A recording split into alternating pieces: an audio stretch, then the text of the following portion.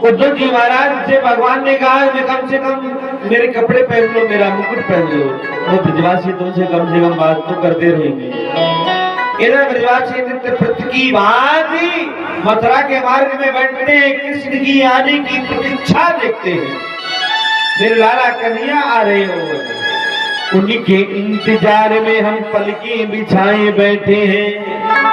एक बही नहीं आए जिनके इंतजार में बैठे हैं। बैठे इंतजार कर रहे हैं। अब इतना देखते क्या है कि आज एक रथ आता हुआ दिखाई दिया और उस रथ में किसी दूसरे व्यक्ति को बैठा हुआ देखा। बाल बाल चुप हो गए।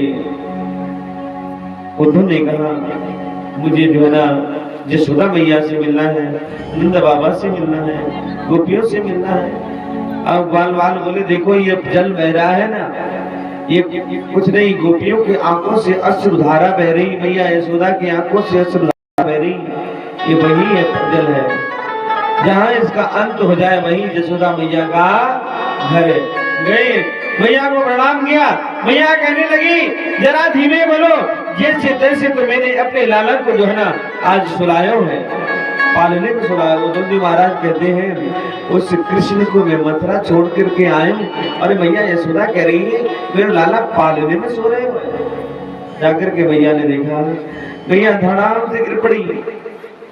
पालने के बाद में जाकर के मैं कितनी निष्ठुर हूँ, कृष्ण मुझे छोड़ करके चला गया, आज वर्षों व्यतीत हो गई, लेकिन मुझे ऐसा प्रतीत हो रहा है कृष्ण मेरी बात दूर धरेंगे सुहती शाम जू, ऐसी बंदी सिर चूनर चोटी, खेल दिखाती फिरी अंगना, पग पैदली बाजत दीदी कसोटी, बाज बिगो रसिखानी बिलो कदी, भारत नागी कनान दिगोटी, कागी के भागी कहाँ कहियो, हरि हाथ चले गयो माखनी रोटी।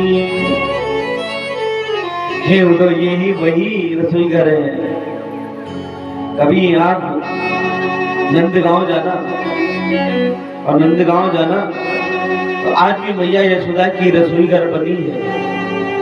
ये नहीं आप नंदगांव जाओ मंदिर के दर्शन करके बाद भागो वहां से, भागना नहीं, पूरे नंद महल को देखो, भगवान श्री कृष्ण का कक्ष है, मैया यशोदा का भी कमरा, नंद बाबा का भी कमरा और रसोई घर है। देख के आना। और जो लोग मंदिर का दर्शन करते हैं वहां से भागते हैं।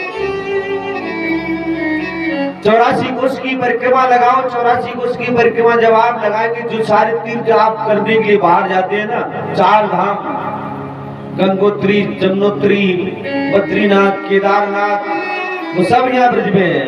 भगवान श्री कृष्ण ने अपनी यशोदा मैया नंद बाबा बड़े बूढ़े हो गए तो मेरे के लिए सब यहाँ पर बुला दिए थे। यहाँ लक्ष्मण झूला भी है जो आपका हरिद्वार में है, सब है यहाँ पर।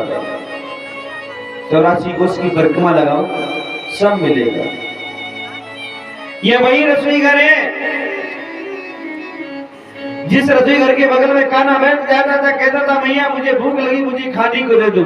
मैं कितनी निष्ठुर थी जो अपने लाला को मैं खाने के लिए मना कर देती थी। ये अभी जय की पूजा हो गई, मैंने ठीक नहीं किया।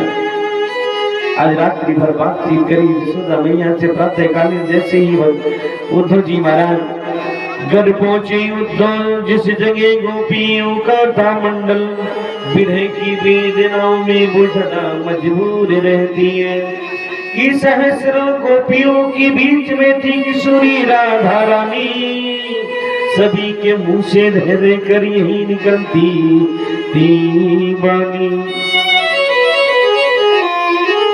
कैसा होता दर्द टूटने का डाली से पूछो, कैसा होता दर्द टूटने का डाली से पूछो, पतझड़ आने की पीड़ा तुम हरियाली से पूछो, एक कली खिलने से पहले कोई तोड़ ले जाए, तुम सुनसा हो जाता उस माली से तुम पूछो, जितना जिससे प्यार करोगे उतना ही होगे, दिल की कमी पर जब तक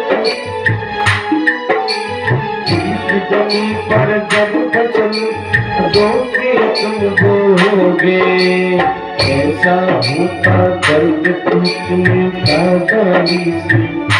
देखिए, जिसने किसी से प्रेम किया होगा उसे ही पता है प्रेम कैसा होता है, और जब उससे उसका दिल टूट जाता है, और जब दिल टूट जाता है उसे धोखा मिल जाता है, कितना दर्द होता है। वो दर्द उसका जीवन भर कभी भरता नहीं है। इसलिए कहते हैं कि दुनिया से प्रेम करने लायक नहीं है, प्रेम करो उस परमात्मा से करो। कैसे? जिसने इतनी खूबसूरत ये मूर्त बनाई है जिसे आप प्रेम करते हैं, जिसने इतनी सुंदर खूब ये मूर्त बनाई है, तो इस मूर्त को बनाने वाला वो परमात्मा कितना सुंदर होगा, कितना सुनहरा होगा। तो वो